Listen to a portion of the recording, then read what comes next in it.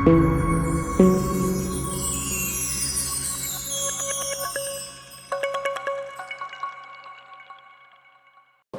स्वागत है हमारे इस वीडियो में, जहां हम जीएसटी के एक नए चेंज के बारे में बताएंगे। ये है जीएसटी 2B रिपोर्ट। जैसे कि आप सब जानते हैं, जीएसटीआर 2A रिपोर्ट पहले से ही अवेलेबल है, जो कि हमारे आईटीसी क्रेडिट के बारे में इंफॉर्मेशन देती है। लेकिन इस रिपोर्ट में काफ़ी सारी खामियां हैं, जिसकी वजह से रिकंसिलेशन का काम बहुत ही डिफिकल्ट हो रहा था। इस बात का ध्यान में रखते हुए सरकार ने ये एक new GST 2B report GST portal में लाई है। इससे हमारा रिकंसिलेशन का काम बहुत इजी हो जाएगा। इस रिपोर्ट के बारे में कुछ और जानते हैं। नंबर 1, ये रिपोर्ट एक स्टैटिक रिपोर्ट है, यानी कि ये रिपोर्ट एक बार जनरेट होने के बाद बदलेगी नहीं। ये रिपोर्ट हर महीने 12 तारीख को हमारे जीएसटी पोर्टल में हमें उपलब्ध हो जाएगी। नंबर 2, इस रिपोर्ट में हमें इंफॉर्मेशन मिलेगी जहाँ की आईटीसी हमें अवेलेबल है और आईटीसी जहाँ हमें अवेलेबल नहीं है। साथ ही आईटीसी जो कि इंपोर्ट ऑन गुड्स में जो आईसी गेट्स के द्वारा हमें इंफॉर्मेशन मिलती है, एज वेल एज क्रेडिट जो कि हमें एसईजेड सप्लायर से मिलता है, ये दोनों इंफॉर्मेशन भी अभी नए तरीके से जीएसटी रिपोर्ट में हमें ये मिलने लग जाएगी। नंबर 3, हम कोई भी इनवॉइस इस रिपोर्ट में बहुत ही आसान तरीके से सर्च कर सकते हैं, एज वेल एज कोई स्टेटमेंट हम ईमेल के द्वारा भी इसे रिक्वेस्ट कर सकते हैं। नंबर 4, ये बहुत ही इंपॉर्टेंट चेंज है और इसे बहुत ध्यान से सुनिए। एग्जाम्पल, अगर कोई हमारा सप्लायर हमें मई मंथ की, जून मंथ की और अगस्त मंथ की इनवॉइसेस एक साथ अगस्त में क्रेडिट देता है, तो जो पुरानी जीएसटीआर 2A रिपोर्ट थी उसमें ये जो मई, जून और अगस्त की इनवॉइसेस जो कि अगस्त में फाइल होती थी, ये मंथ की इनवॉइस जाके मई मंथ के रिपोर्ट को जाके रिफ्रेश करके वहाँ उपलब्ध होती है। जून की इनवॉइस जाके जून मंथ में अवेलेबल होती है। इस वजह से हमें बार बार हमारी पुरानी रिपोर्ट्स को डाउनलोड करना पड़ता था, बार बार उन्हें रिकंसिल करना पड़ता था। ये बहुत ही कठिन था और इसमें बहुत ही समय जाया होता था। ये पूरा का पूरा बदल जाएगा। अगर हमारा कोई सप्लायर मई, जून और अगस्त इनकी इनवॉइसेस एक साथ अगस्त मंथ में फाइल करता है, तो ये हमें अगस्त की ही जीएसटी 2 रिपोर्ट में मिलेगा।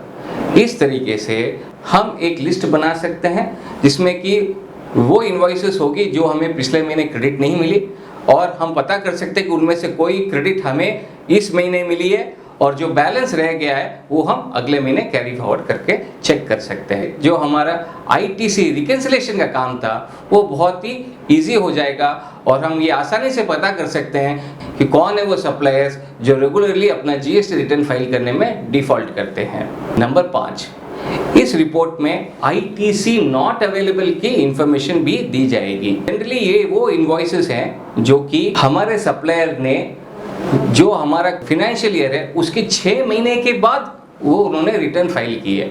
आईटीसी रूल्स के हिसाब से ये आईटीसी हम नहीं ले सकते। सेकेंड है वो इनवॉइसेस जहाँ पे जो जीएसटी नंबर और जो प्लेस ऑफ सप्लाई है वो दोनों एक ही स्टेट में है और जो रिसिपिएंट यानी कि हम दूसरे स्टेट में है। जनरली यहाँ पर भी हम आईटीसी नहीं ले सकते।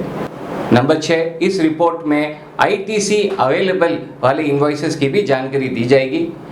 जस्ट बिकॉज कोई इनवॉइस आईटीसी अवेलेबल में है, हम उसे यूं का यूं हम हमारे जीएसटीआर 3B में नहीं ले सकते। हमें ये सुनिश्चित करना पड़ेगा कि हम कोई भी क्रेडिट 2 बार नहीं ले रहे हैं। और सेकेंड, ऐसे बहुत सारे इंस्टेंसेस हैं जहाँ की सप्लायर हमें आईटीसी दे देता है लेकिन हम आईटीसी नहीं ले सकते क्योंकि वो आईटीसी इनएलिजिबल है। Number 7, reverse charge. Import of services में हमें रिवर्स चार्ज करना होता है। ये इंफॉर्मेशन इस जीएसटी 2B में नहीं मिलेगी। इसके अलावा ये बहुत सारे ऐसे ट्रांजैक्शंस हैं जहाँ पे हमें खुद को कैलकुलेट करना पड़ेगा कि हमारा रिवर्स चार्ज कितना है और उसे जीएसटीआर 3B में हमें भरना होगा। सो दोस्तों, ये सारी इंफॉर्मेशन थी about the new GST 2B report. इससे डेफिनेटली हमारा आईटी रिकंसिलेशन का काम बहुत ईजी होगा, लेकिन ऐसे व्यापारी हमें भी बहुत सारी चीज़ें सुनिश्चित करनी पड़ेगी। नंबर 1, हमें हमारा GSTR 1 return by the 11th of each month compulsorily file करना पड़ेगा, ताकि हमारे जो कस्टमर्स हैं उन्हें आईटीसी क्रेडिट टाइम पे मिल जाए। नंबर 2, 12 तारीख के बाद हमें हमारा जीएसटी 2B रिपोर्ट डाउनलोड करना पड़ेगा। नंबर 3, जहां भी आईटीसी अवेलेबल है हमें उसे चेक करनी होगी कि कोई भी आईटीसी इनएलिजिबल ना हो या हमें कोई हमारे सप्लायर ने गलती से क्रेडिट ना दे दिया हो। नंबर 4, जहां पर भी हमारे सप्लायर ने हमें आईटीसी क्रेडिट नहीं दिया है उन सप्लायर्स की हमें लिस्ट बनानी पड़ेगी और उन्हें हमें फॉलो करना पड़ेगा, ताकि वो अपना रिटर्न फाइल करे और हमें क्रेडिट ट्रांसफर करे। और नंबर 5, हमें एक ट्रैकर बनाना पड़ेगा विद हमारा जो आईटीसी एज पर बुक्स है और जो आईटीसी हमें जीएसटी 2B रिपोर्ट में मिला है।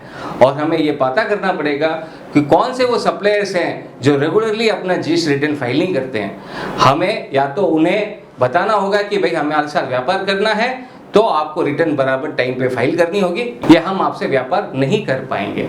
इससे उन सप्लायर्स जो कि डिफॉल्टर्स हैं, जो टाइम पर रिटर्न फाइल नहीं करते, उससे हमें हमारे बिजनेस पे कोई नुकसान या प्रॉब्लम नहीं आएगी फ्यूचर में। आज भी बहुत सारे ऐसे बिजनेस है जो कि कोविड से रिकवर कर रहे हैं, उनके लिए कंप्लायंस एक एडिशनल बर्डन है और ये सारी न्यू रिपोर्ट्स और उन्हें डिफिकल्ट लगेगी। लेकिन जो बिजनेसेस आज अपने सारे कंप्लायंस का और अपना सारा सेटअप एकदम स्ट्रांग बना लेंगे, कल को जब इकोनॉमी इंप्रूव होगी वो आके अपने ग्रोथ पे फोकस कर सकते हैं, ना कि कंप्लायंस इश्यूज पे। सो इसी के साथ हम इस वीडियो को समाप्त करते हैं। हमारे साथ जुड़ने के लिए धन्यवाद। हम फिर लेके आएंगे जीएसटी और इनकम टैक्स पे नए अपडेट्स। तब तक के लिए धन्यवाद।